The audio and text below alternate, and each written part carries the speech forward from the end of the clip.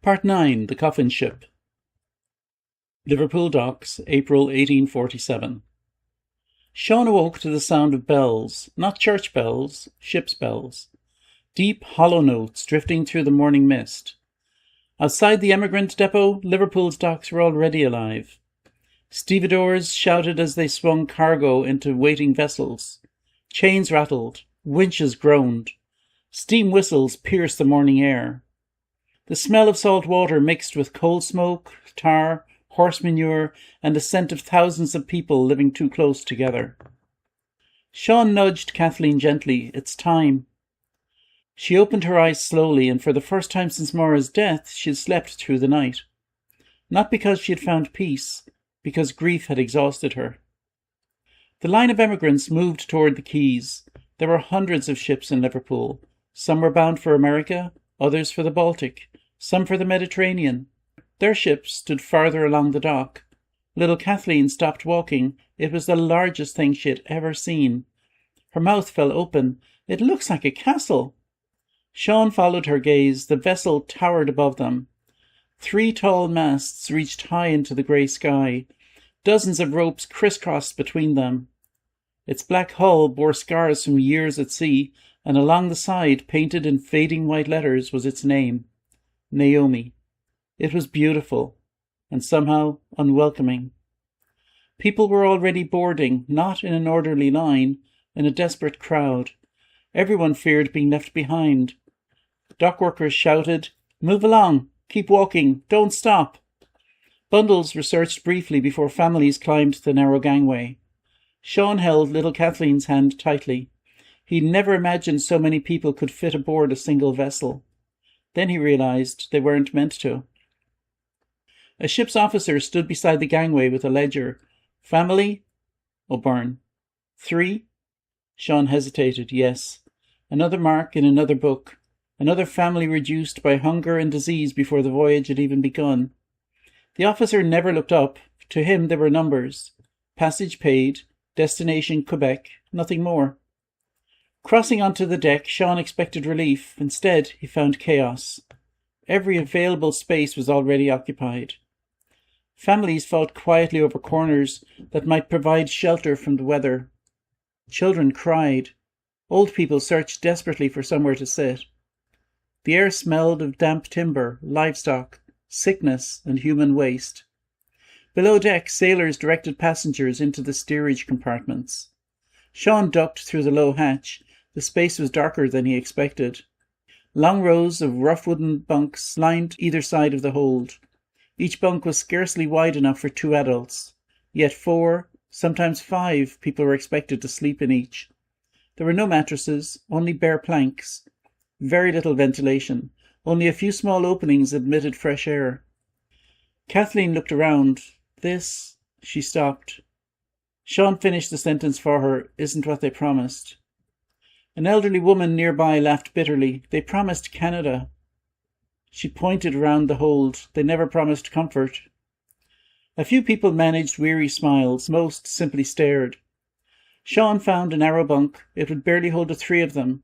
Little Kathleen climbed onto it happily. Is this our bed? Sean nodded. For a while. She lay back. It's better than the ground. Kathleen looked at her daughter with a mixture of pride and heartbreak. Children could still find blessings adults overlooked. The priest found them again. His face seemed older than it had only a week before. I wondered if you'd made it aboard. We have. For now. Sean noticed the priest's cough had worsened. You should rest. The old man smiled.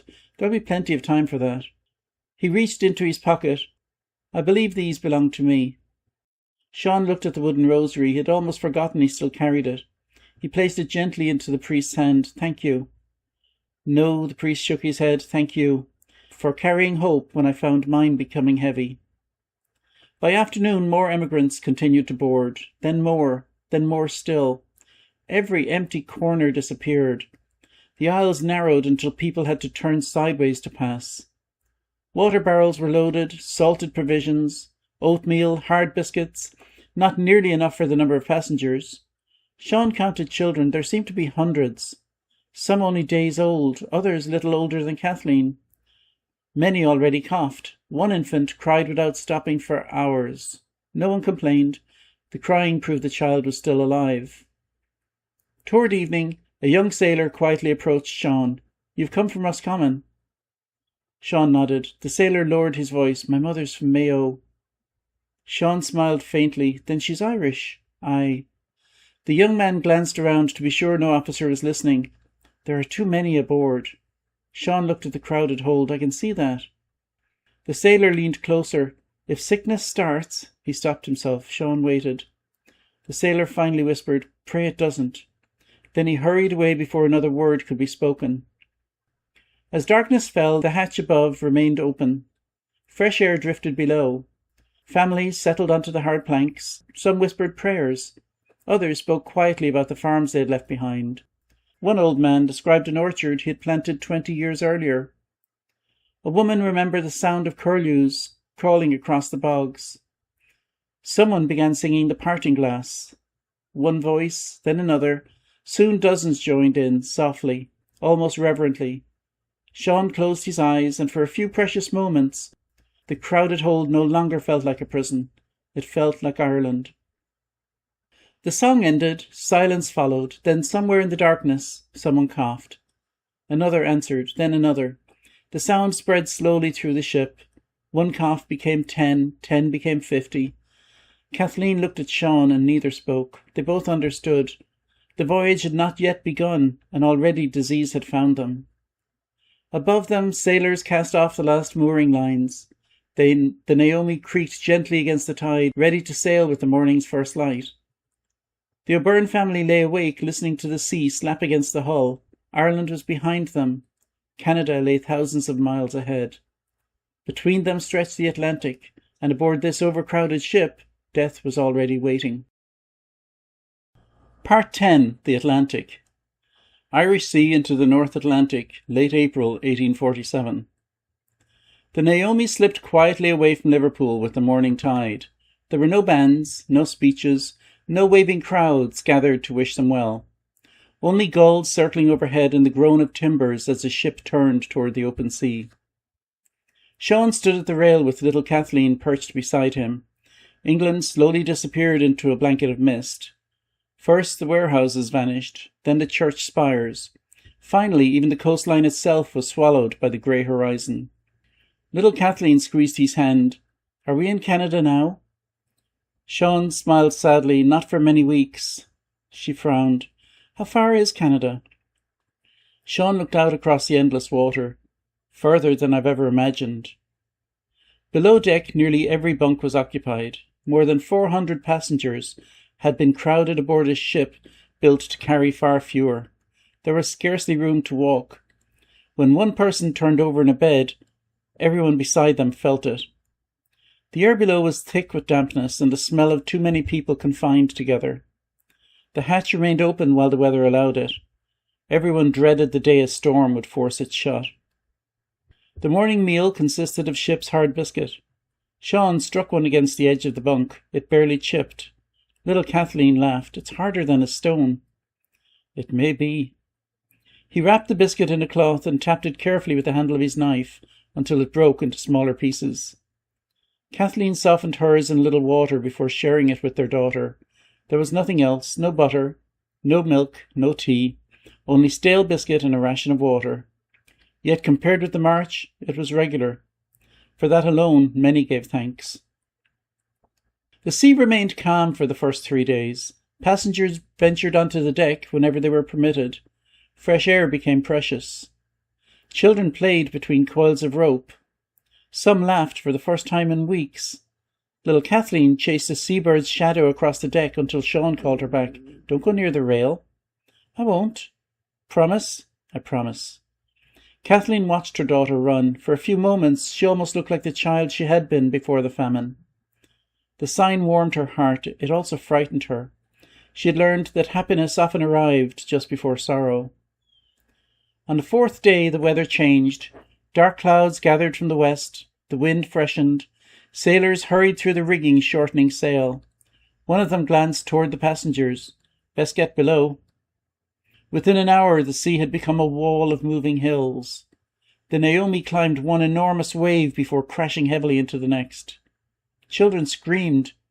Pots rolled across the deck. Passengers clung desperately to whatever they could grasp.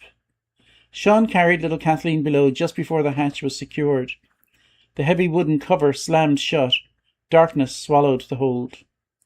The air changed almost immediately. Fresh wind disappeared. Heat built quickly. Candles flickered weakly. Someone began vomiting, then another. Within minutes, the sounds echoed throughout the crowded compartment. The smell became almost unbearable. People retched into buckets already overflowing. Others had no buckets. The floor grew slippery. Mothers tried desperately to comfort terrified children while struggling not to be sick themselves. Sean wrapped his arm around Kathleen. "Breathe through your shawl." She nodded. It helped, only a little. The storm raged for 2 days. Nobody slept. The ship pitched so violently that people were thrown from their bunks. A young boy broke his arm. An elderly woman struck her head against a beam and never regained consciousness. She died quietly before dawn. There was nowhere to take her. Her body was wrapped in a blanket and laid near the stern of the hold. By evening there were 2 more. The voyage had claimed its first dead. When the sea finally calmed, the hatch was opened. Fresh air rushed below like a blessing. Passengers gasped. Some climbed onto the deck and simply stood breathing. Sean had never imagined air itself could feel like food. Little Kathleen spread her arms towards the sky. "It smells clean." "It does." Kathleen closed her eyes and let the wind dry her face, and for a few precious minutes she felt almost alive again. That afternoon the captain ordered the first burial at sea. Every passenger who could stand gathered quietly on deck. The 3 bodies lay wrapped in sailcloth. Each bundle had been weighted with stones. The elderly priest stood beside them. His cough interrupted nearly every sentence, yet his voice remained steady. "We commit these souls to Almighty God." The sea was calm now, almost gentle. As the first body slipped into the Atlantic, there was hardly a splash. The ocean accepted it without protest.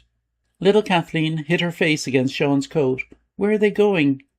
Sean held her tightly. "Home." She looked confused. "But this isn't Ireland." Sean watched the ripples disappear. "No." He swallowed hard. "But I think God can find them anywhere." That evening the priest's coughing worsened. Sean found him sitting alone near the bow. "You should lie down." The old man smiled faintly. "I've buried too many people to rest just yet." He looked out over the endless ocean. "Do you know what frightens me most?" Sean shook his head. "That before this voyage is over," he said quietly, "there'll be far more burials than baptisms." Sean looked back toward the crowded hatches leading below deck. Children coughed. Mothers whispered prayers. The healthy cared for the sick grew weaker by the day. The priest was right.